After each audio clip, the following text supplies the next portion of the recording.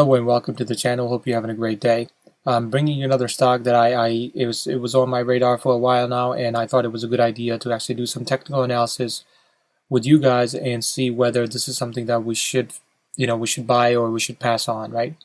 So the stock that we're looking at, as you see on my screen, it's a electrical drone type taxi, it's not a plane. It's more of like a drone where you could just have a few people in there. It's not a chartered plane or anything like that. So the idea behind it is they want to create an air taxi where you could travel to different states, and if you travel through a car, it's going to take a long time. If you travel through this, it's going to be shorter time. Of course, you're traveling by air. So again, this company's been around for a while. They have done numerous test files with FAA, which is your air control stuff, and they have done about 1,000 test files over 10 years, so they are pretty close on getting this approvals that they need to get this going and running with. So let's get to the chart. I did draw up a line today, whatever it was today, in terms of the market price from the last 2 or 3 days. So I've drawn the support and resistance. The support and resistance are good indicators to get you in there, see whether the stock is uptrend or a downtrend. From last few days, it's consistently going toward uptrend. So I did draw a baseline, which is the support on February 8th. However, that resistance was crossed on February 8th to $5.07, 74 cents. And after that, it stayed there. It went down a little bit, and then it picked up again, and it went above the previous resistance. So every time a resistance gets crossed, your previous resistance becomes support, and every time it drops from the previous support, that previous support becomes resistance, right?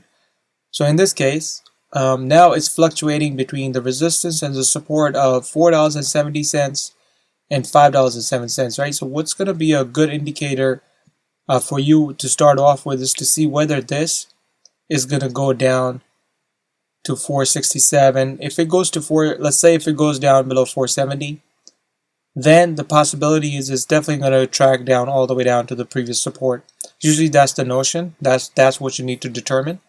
Of course, it can have another run, and then it could go up and it go down again, but this is your last support, right? So you can expect it to fall under almost to this point. Now, the other indicator that I like to add is the moving averages. Moving averages are a good indicator that gives you an idea how the price is being averaged out. So I usually use 20 periods, 50 periods, and 200 periods. 20 periods, in simple terms, this is last 20 candles. How is the price performing? Is it going up? Is it going down? And from the last 20 candles, you can see it's true that it is going down. We can visually see it. However, if you see the 50 candles, right, from the last 50 candles, it definitely seems that this is going up, upward trend, right?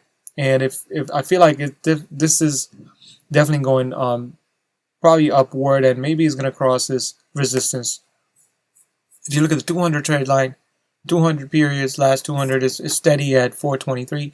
So the idea is, like, if you're swing trading, right, and you buy a stock and you're not a pattern day trader, which means that you cannot. Pattern day traders are the people that have a margin account, and they can do a day trading like a minute chart or something like that. But in a swing trading, you buy a stock now, you see if the price goes up, you sell it, but you can't sell it the same day. You can, but you'll be limited to 3 trades per week. If you do more than that, you get penalty, and not a penalty, they suspend your account for a few months. And you need to make sure that you don't go above 3 trades if you're a pattern day trader. So for people like us, if you're not a day trader, you can actually look at these 2-3 moving averages from last 2-3 days, and you can determine. So 50 periods is going up, so it definitely seems like it's going to go up. The other indicator I had is a moving average conversion diversion. So in this case, how's that work is you have a signal line and you have a MACD, right? If the MACD is going down, and you let it fall, okay, you gotta wait till MACD crosses the signal line, and we could take an example here probably. So like for example, right here, MACD was above the signal line, right, and the price was fluctuating down and then upwards. Then it bounced from here. It never crossed down, it went up. And if you notice, when it went up, the price is going up, right? So MACD is working with it.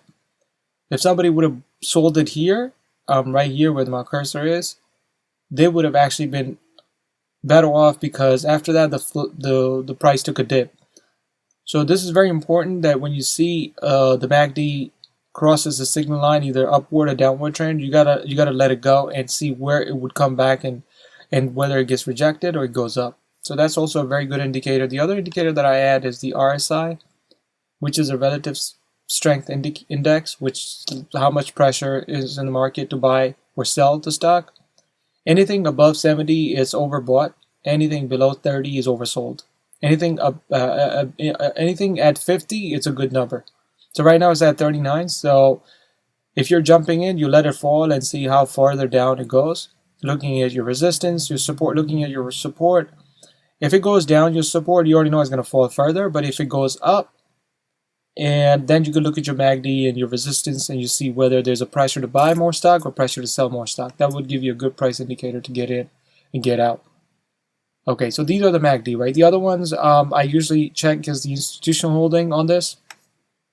First, let's talk about the market cap, right? This company is not a small company, right? They have a market cap of 2.89 billion, 2.8 billion.